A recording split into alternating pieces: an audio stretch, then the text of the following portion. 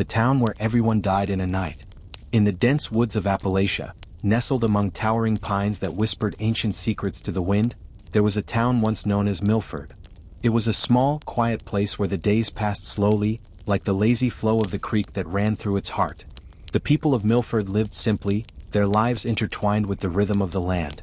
Farmers, blacksmiths, weavers, each family had its place in the town's steady pulse. But there was something in the air about Milford that was different. Something in the way the trees grew too tall and the shadows stretched just a little too far in the evenings. The wind carried with it whispers that no one could quite understand but all could feel. And at night, when the moon was high and the forest still, the very earth seemed to breathe as if the land itself was watching. The elders in Milford would tell their children stories about the town's beginnings.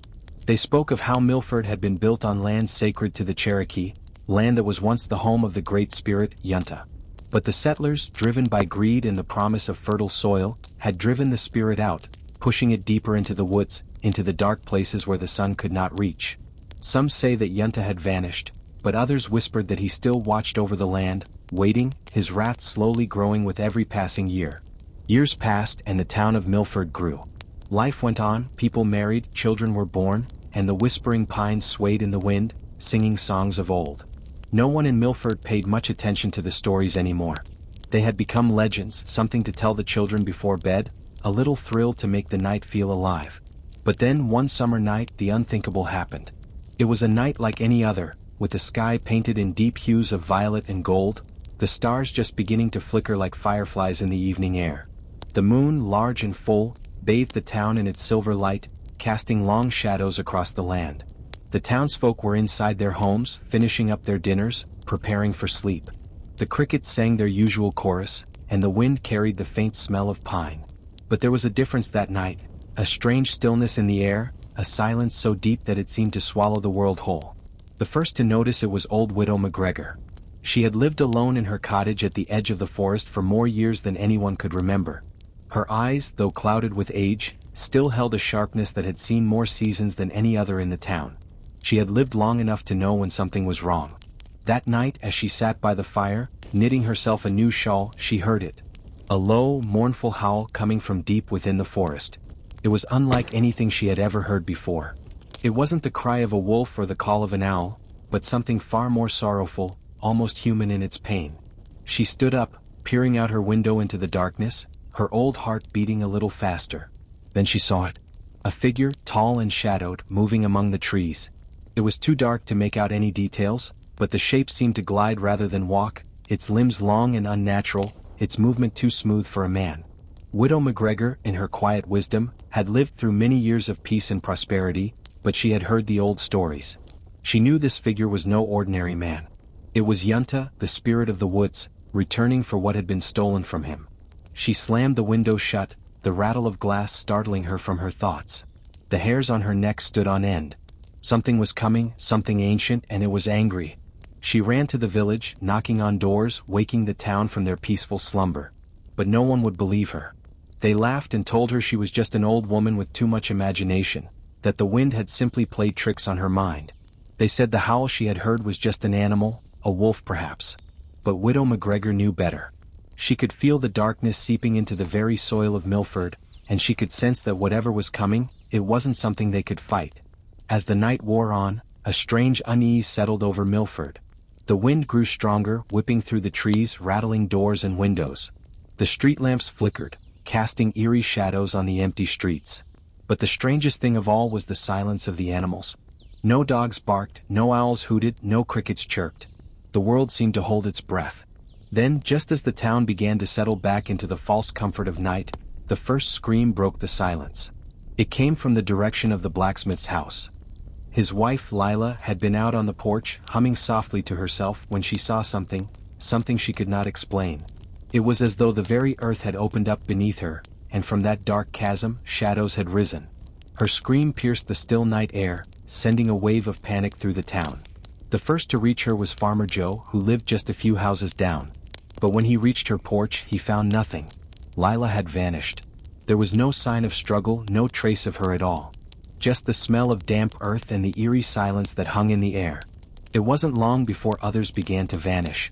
One by one, the people of Milford began to disappear without a trace. At first it was only the elderly and the sick, those who might have been considered weak, but soon the disappearances came for everyone.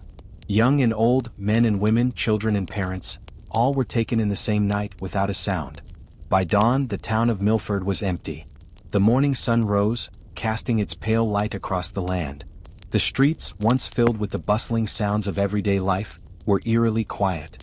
The houses stood silent, their doors wide open, as if the people had simply stepped out and never returned. The wind continued to howl, now colder than before, as if mourning the loss of the town. And in the distance, from the depths of the forest, came the faintest sound. A low, mournful howl that seemed to echo from the very heart of the woods, carrying with it the ancient sorrow of Yunta, the spirit of the land. The curse had been fulfilled. No one knows what happened to the people of Milford. Some say they were taken by the spirit of Yunta, forced to wander the woods for eternity, lost to the world of the living. Others say they were consumed by the very land they had desecrated, their bodies swallowed whole by the earth. But the town was never the same. The trees grew thicker around it, the shadows longer, as if the forest itself was trying to reclaim what had been taken. And to this day, if you listen closely on a quiet night, you can still hear the howling of Yunta carried on the wind. And if you walk too far into the woods, you might just catch a glimpse of the lost town, nestled between the pines where time stands still, and where the ghosts of Milford still wait, forever lost. The return of the Whispering Pines. For years, the legend of Milford faded into the shadows of history, a chilling whisper among the older generations. The town, once bustling with life, became nothing more than a faint memory, a forgotten place on maps, its name nearly erased by time. But the woods, oh the woods, remained. The Whispering Pines, ancient and wise, still stood, their branches weaving a tapestry of secrets, holding the stories of old. The howling winds that came through those trees carried something darker than just the sound of nature. There were those who dared to venture near, to seek out the ghost town of Milford, hoping to uncover the truth of its tragic end. But most never returned. Those who did were changed, haunted by something they could not speak of, their eyes wide with terror, lips sealed in a silence deeper than the forest itself. It wasn't until years later, long after the town had been abandoned, that a traveler by the name of Ezra Blackwood ventured into the woods. Ezra was a man of reason, a historian of sorts, obsessed with uncovering the past.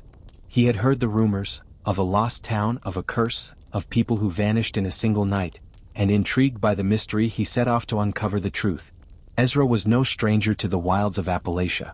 He had hiked its treacherous paths, studied its forgotten legends, and had even encountered the strange and mysterious in his travels. But Milford was different. This wasn't just a place lost in time, it was a place steeped in something far more sinister. He arrived in the outskirts of the forest on a cold autumn afternoon. The trees were bare, their limbs skeletal against the dull gray sky, and the air had the sharp bite of the coming winter. He had no intention of staying long, only to take a few notes, collect some artifacts, and return to the safety of civilization with the stories of Milford to share with the world. But the moment he crossed the threshold of the forest, he felt it. The unease. A creeping sensation that slithered up his spine, making the hairs on the back of his neck stand on end. The wind had picked up, howling through the trees almost like a warning. Yet, he pressed forward, his resolve stronger than the growing sense of dread in his gut. As he made his way deeper into the woods, he came upon a clearing, and there, in the distance, he saw the outline of something unmistakably man-made but weathered by time. It was the edge of the town. Milford. Ezra's pulse quickened as he approached the crumbling remains of the houses, their roofs caved in and windows shattered like broken dreams. The town was as if it had been frozen in time. The streets were empty, the homes abandoned, yet everything was still. Too still. It was as though the place was holding its breath, waiting for something. Ezra stepped cautiously into the heart of Milford, his boots crunching on the dirt roads that once had been full of life. He reached out and touched the doorframe of an old house. The wood was rotting beneath his fingers, but there was something else, something more. A chill ran through him, and the air seemed to grow colder. His breath became visible, swirling in the air like smoke. It was the same feeling that Widow McGregor had sensed that night, a sensation that clawed at the very fabric of reality. "Who's there?" Ezra called out, his voice breaking the silence.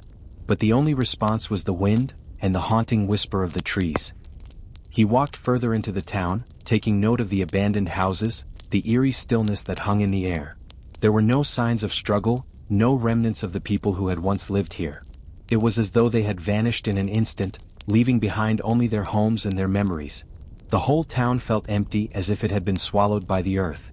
But then Ezra saw something, a shadow moving at the edge of his vision. He turned quickly, but the shadow was gone. His heart raced in his chest, but he couldn't ignore the pull. Something was here. Something was watching. He continued through the town until he came to the center. There, in the middle of the square, stood a statue. A tall, imposing figure carved from stone, weathered by time and overgrown with moss. The face was barely recognizable, worn away by centuries of wind and rain. But the outline of the figure was unmistakable. It was Yunta, the spirit of the land. Ezra stood before the statue, his breath shallow as the wind howled around him. He had heard the stories of Yunta, the spirit who had been driven from the land by the settlers, but he had never imagined he would come face to face with something so real, something so powerful. He reached out to touch the base of the statue, but as his fingers brushed against the stone, a tremor ran through the ground beneath his feet. The earth shook just for a moment, but it was enough. The trees groaned in protest, and the shadows around him seemed to shift, as if they were alive, moving, watching. A voice, low and rumbling, broke the silence. Ezra froze. "You shouldn't have come," the voice whispered, carrying with it the weight of ages. Ezra turned, his heart pounding in his chest, but there was no one there. Only the empty streets and the cold, wind-blown landscape. The voice was gone, leaving only the echo of its warning in the air. But Ezra couldn't leave. Something had anchored him to this place, something ancient and powerful. He knew that the stories were not just stories. Milford had been cursed, and now he had uncovered the truth. The wind howled again, and as he turned to leave, he saw it. At the edge of the forest, the faintest outline of a figure. A shadow just like the one Widow McGregor had seen. Tall, with elongated limbs and eyes that glowed like embers in the night. The figure was watching him, waiting. Ezra's heart skipped a beat, and he ran. The wind pushed against him, making every step feel like a battle, the ground beneath him shaking with each footfall. The trees seemed to close in, their limbs reaching toward him like the hands of something alive. His breath came in short bursts, and he knew he had to leave before it was too late. He had uncovered the secret, and now something was coming for him. As he reached the edge of the woods, he turned for one last look at Milford. The town was gone. In its place was only the fog, the shadows, and the whispering pines that seemed to call his name. The price of secrets. Ezra didn't stop running until he reached the edge of the forest, his legs weak from the effort, his breath ragged. He stumbled into the clearing where the road began, his heart pounding like a drum in his chest. The trees behind him groaned as if they had lost something, something precious, and they mourned it with a sorrowful wail carried on the wind. He couldn't bring himself to turn around, afraid of what he might see, what might be following him. The world around him felt wrong, like the very earth beneath his feet was shifting, changing. He had uncovered a truth about Milford, a truth buried deep in the roots of the land, and now that truth was coming for him, just as it had for the people before him. He stopped in his tracks when he saw it, his car parked at the edge of the forest just as he had left it. But it didn't feel like his car anymore. It looked foreign, like a relic of another time. The doors were ajar, the windows rolled down, and the interior was dark. Too dark. His pulse quickened. He hadn't left the car like this. He was certain of it. With trembling hands he reached for the door. But before he could touch it, something caught his eye. A flash of movement, just a blur, but enough to send a jolt of panic through him. He turned, expecting to see a person, a traveler, or even an animal. But there was nothing. The air around him seemed to grow colder, denser, as if the very atmosphere was alive, watching, waiting. The wind had stopped. The usual rustling of the trees, the familiar sounds of the forest, had all fallen silent. There was no chirping of crickets, no rustling of leaves, no howling of the wind. Just the deafening silence. And then from deep in the woods came the sound. A howl. Low and mournful, like the cry of something ancient, something that had been asleep for too long. It echoed through the trees, reverberating in Ezra's bones. The same howl he had heard when he first entered the town, the same howl that had sent Widow McGregor running for her life. He didn't wait for the next sound. With a swift motion, he yanked the car door open and jumped inside, slamming it shut behind him. His hands shook as he turned the ignition, the engine sputtering to life with a growl. He pressed his foot to the gas, the wheels spinning wildly as he sped down the road, away from the forest, away from the cursed town. But as the car picked up speed, the wind picked up again, and it seemed to carry with it something more, an unnatural force that seemed to push against him, trying to slow him down. He didn't care. He couldn't. The road stretched out before him, dark and endless. but he knew he had to get as far from Milford as possible. Minutes passed, but it felt like hours. His hands were slick with sweat as he gripped the wheel, his knuckles white. But despite the speed at which he was driving, something felt off. The trees, the hills, they were too familiar. He had passed this way before. He had driven down this same road, but now the landscape was distorted, as though he was moving through a dream, a nightmare from which he couldn't escape. He slammed on the brakes, the tires screeching against the asphalt as the car lurched to a halt. Ahead of him the road split. There were two paths, one leading to the distant hills, and the other winding back into the dark embrace of the forest. But as Ezra looked closer, he saw something he hadn't noticed before. In the distance, just beyond the split in the road, stood the silhouette of a figure. Tall, gaunt, its limbs too long, its shape unnatural. It was the same figure he had seen in Milford, the same shadow that had haunted the edges of his vision. It wasn't human. It was something far worse. The figure didn't move at first, but Ezra could feel it watching him, its presence cold and suffocating. He slammed the car into reverse, his heart pounding as the figure began to move.